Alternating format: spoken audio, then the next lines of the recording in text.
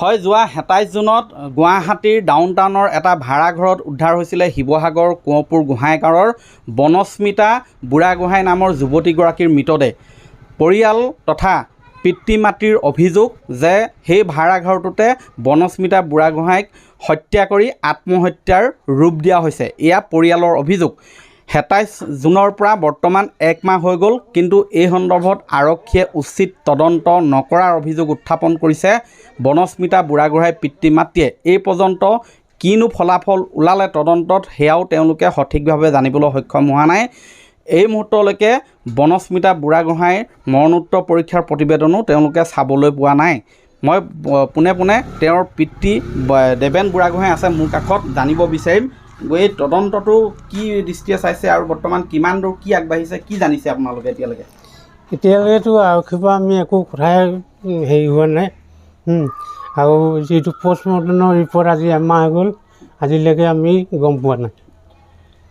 কাৰ ওপৰত সন্দেহ আছে আপোনাৰ? সন্দেহ আছে আমাৰ ৰিয়া বোলা ছোৱালীজনী আৰু পৰি বোলা ছোৱালীজনী।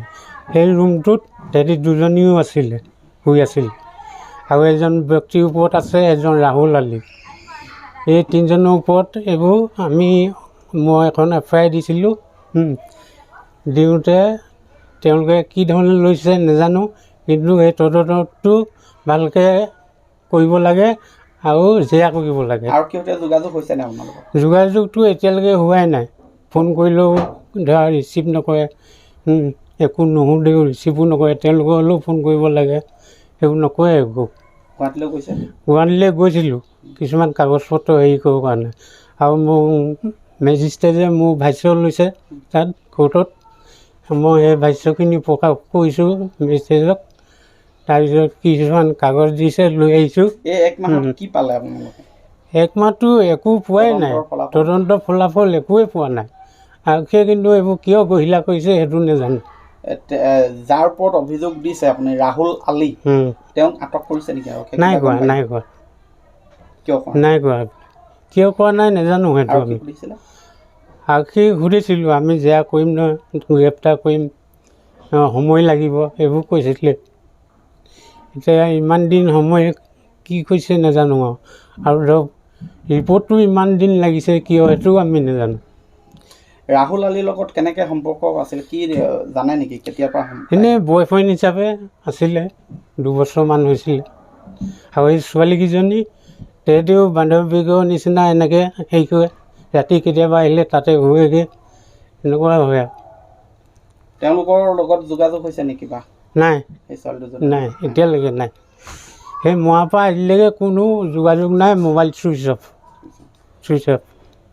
হয়, তেখেতৰ মাতৃ আছে, কি ক'ব? মইনো কি ক'ম, তেওঁ ক'লেই কথাবোৰ, ছোৱালীকেইজনীক হেৰি কৰক আৰু জেৰা কৰক। এই সন্দৰ্ভত কিবা নতুন কিবা তথ্য পাইছে নেকি? নাই পোৱা, নাই পোৱা। হয়, এয়া হৈছে তেওঁলোকৰ পিতৃ মাতৃ।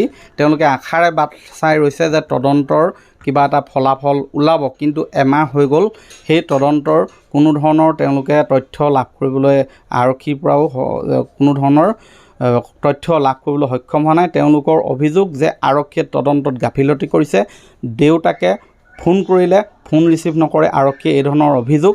আৰু অনাগত সময়ত লক্ষণীয় হ'ব, আচলতে পৰিয়ালৰ লোকে বনস্মিতা বুঢ়াগোহাঁইৰ দেউতাক মাকে যি অভিযোগ উত্থাপন কৰিছে, সেই অভিযোগ কিমান দূৰ সত্য সেয়া প্ৰকৃত সঠিক তদন্তৰ ফলাফল নিশ্চয় ওলাব। কিন্তু এই মুহূৰ্তলৈকে আৰক্ষীয়ে তদন্ত সঠিকভাৱে নকৰা বুলি অভিযোগ উত্থাপন কৰিছে পৰিয়ালবৰ্গই।